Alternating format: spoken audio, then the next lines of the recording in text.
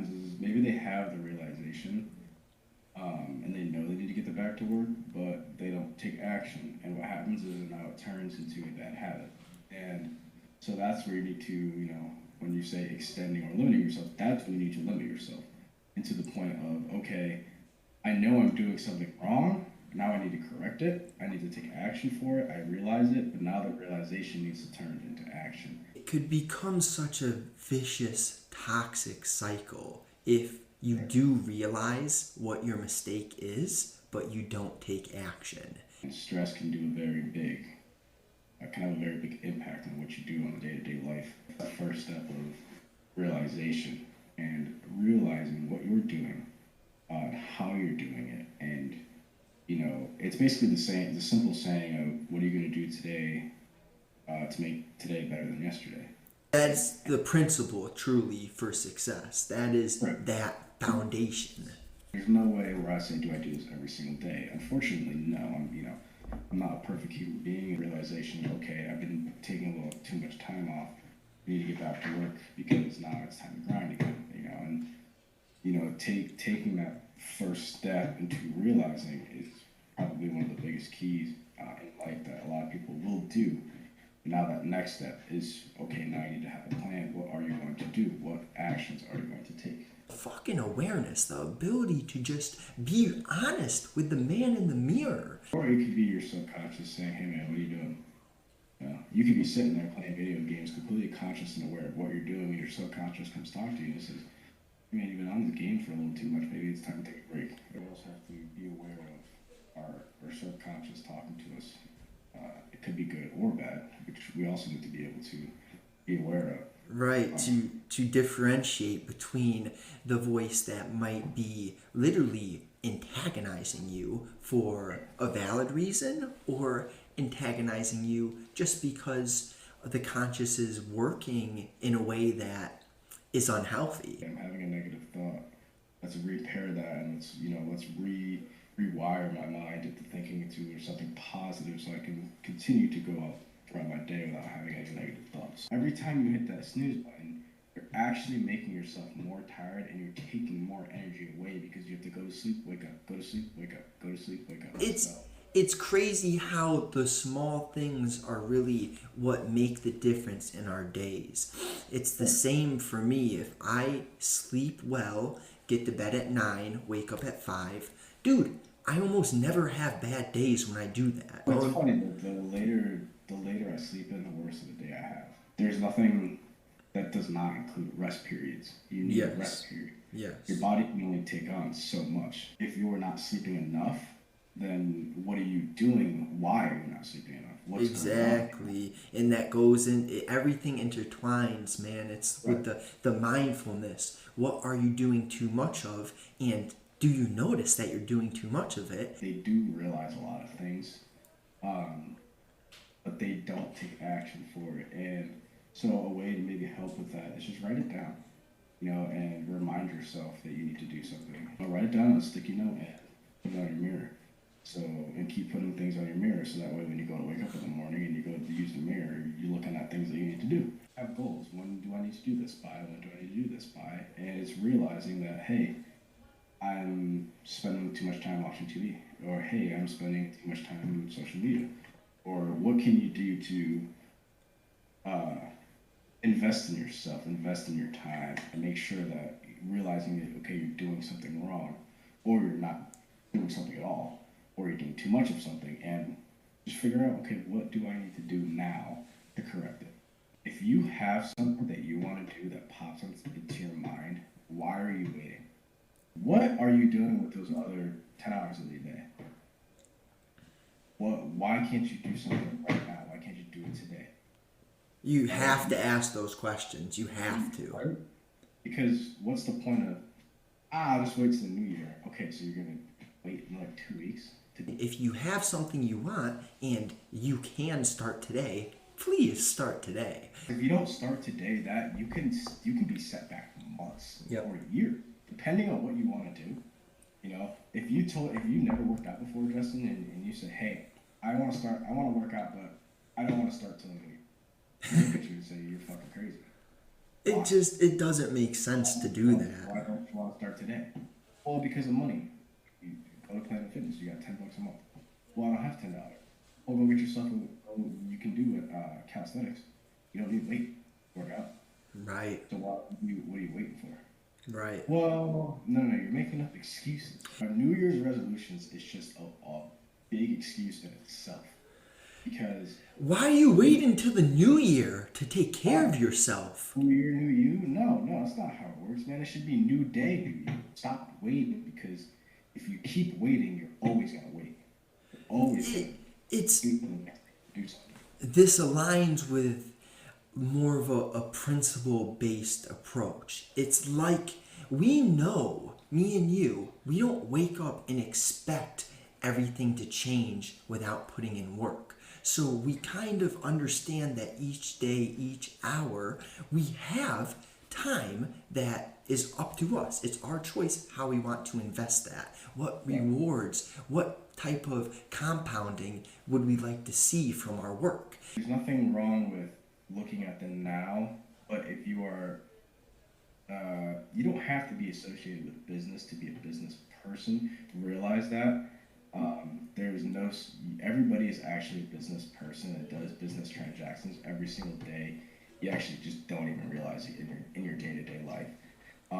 It's okay to be in the now, but if you have certain goals, you need to look into your future. You need to realize what time management is. Everything you're doing now has an impact on what's going to happen in the future. So realize it's okay to focus on just now, but realize what you're doing right now is going to impact what's going to happen. Right, dude, so you wrapped up my thoughts in such a beautiful manner. I actually want to second the fact that it is super important to pay attention to the now, because I am trying to help other people. I still find myself going to the problem where I am not enjoying the moment. I am not focused on the now. Realize the goals that you have accomplished to bring yourself back into the now. Yes. Instead of focusing on the future so much. So if you have goals that you may not be able to hit for years, but you have individual goals to meet up to that big goal that you've already hit, take yourself back a little bit and realize what you've done. Kind of criticizing myself and say, well, I got those people in a month and a half. What have I been doing for the past month and a half then? I haven't got clients. Right. Well, be real with yourself. You have to be honest with yourself, because if you're not honest and real with yourself, you are going to skew your mind thinking that you're still okay, which you are definitely okay. You're still living, still breathing. I still got food. I still got a roof over my head. But I'm doing something wrong. Be honest with yourself. It is okay to criticize yourself. But what is not okay is to keep shooting yourself in the foot, telling yourself that you're bad. Don't tell yourself that you're bad, because you're not. You're a human and you make mistakes. Right. But it's to realize I've been doing something wrong this entire time. Now, time to change. I've done something wrong. Let me correct it. So you really just defined the guideline to success. What you must do to be the best version of yourself, really. It goes, you criticize yourself. You notice that you're over-criticizing yourself. You give yourself credit for all the hard work you've done. Then you fall into a rut like you're in currently, where you're not doing exactly the high-level performance that you started with. So now you can actually level up and get past your original high performance, but you had to go into the rut first. What do you mean, what is my why? Like, my why is I didn't have an amazing childhood growing up. I didn't get to go on vacations. I didn't go and go to Disney World or do a million things. I'm not saying we were super poor. It's just that we didn't have a lot of money to do things. We were an average low-income family, and we did what we could. My big why is to have a family at an early age and not have to worry about money. Money is the biggest kind of evil in the world. Right. Because it's so deceiving. It's deceiving. That's a good word for it. It's very deceiving. Very, very scary, because our relationship could absolutely be amazing, top level, top notch. The people care about each other, they love each other so much. But if there's no money, doesn't work. You get rich, you have a bunch of money, but you don't balance anything else in your life, you're going to be miserable. And Right. on the other hand, if you balance everything in your life, you have perfect relationships, but you have no money, you're going to be miserable. So what So that's we why it's want, very deceiving.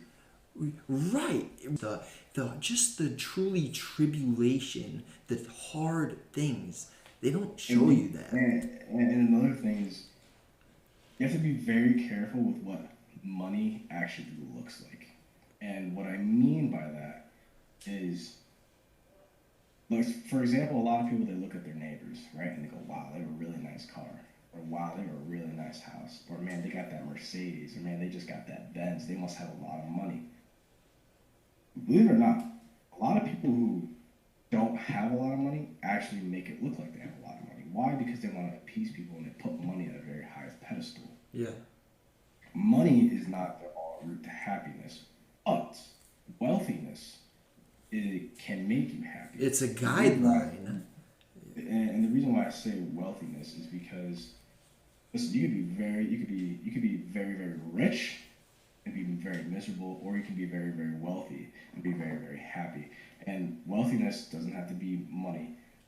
Wealthiness can be, maybe you do make a lot of money, but that is not the reason why you're happy. It's because of the goals that you've hit. It's because of the success that you have made in life. Listen, you could be rich as fuck and be absolutely miserable because you inherit. It's because you know all the hard work you went through, all the suffering that made you into this person, compared to, on the other hand, just like you said, if you inherit stuff, you don't value it, you don't appreciate it, you don't know what it takes. You don't know where that money came from, so that's why you go buy materialistic things, and then that's why you're broke again. Fear limits you in a lot of different ways, and so you have to be comfortable with being uncomfortable. If there's a situation that makes you uncomfortable, and I'm not talking about maybe like in a relationship or something that's actually bad. I'm talking about something that kind of scares you a little bit that you may not want to do, but if you do it, you know that you might know, you're like 70% sure that outcome's going to be absolutely amazing. It's going to help you as a person, right? Comfortable situations can lead you into so many successful situations. But the problem is that we're so fearful in life. It holds us back from doing things that we may want to do. When I started my business, I quit my job and I just went for it. And the fear was failing. But that you can take that fear and switch it around and drive it into putting it into motivation so you don't fail. Take a step back and analyze that fear. That fear is 99% of the time always holding you back, because that's what fear does. Take that step in and go work out and see what your body changes. Or hey, maybe you want to fight, and take that step into boxing and see what happens. My biggest, it really frustrates me. My biggest thing is not knowing an outcome of something if I want to do it. So, for example, if I never started my business, where would I be right now? Okay, I have to talk. So if you do exactly what you said and you don't know the outcome, and I would much rather take the fucking chance and figure out what the outcome is. And for example, this is my whole career, trading, doing the stock market. I said to myself in community college, I would much rather try this, do it all in, than not do it and never know the outcome. You can't, and my biggest thing is you can't have a step in and a step out. You need to have 2 feet in. Right. You can't have 1 foot in and 1 foot out. And that's with everything in life.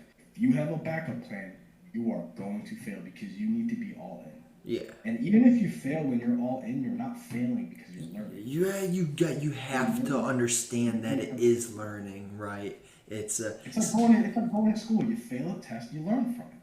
Right. And don't get me started about school. simple terminology, the simple way of understanding it is you go to school to learn something. Right. And you may fail at a test, or you may fail at an assignment, but the teacher expects you to learn from it. And now you propel from it. But the problem with the school system is they don't guide you. You go to learn something, And you may fail a test or two, you may fail a homework assignment or two, but now you learn from why you failed it, how did you fail it, what do you need to go back over, and now you propel yourself. So you may fail 1, 2, 3, 4, 5, 6, whatever, how many times, but there's going to be a time where you fail from something and you learn from it, and now you propel to it. Right. You propel from that failure. Yeah. So nothing is failure. It's all just learning, And people think that, like relationships. Everybody's like, well, my relationship failed. Oh, it didn't. Why did it fail? Well, this, that, and this, that, and this happened. Okay. So what did you learn from it? You learned that, hey, you may not want that in a relationship, or you learned something about yourself. Yep.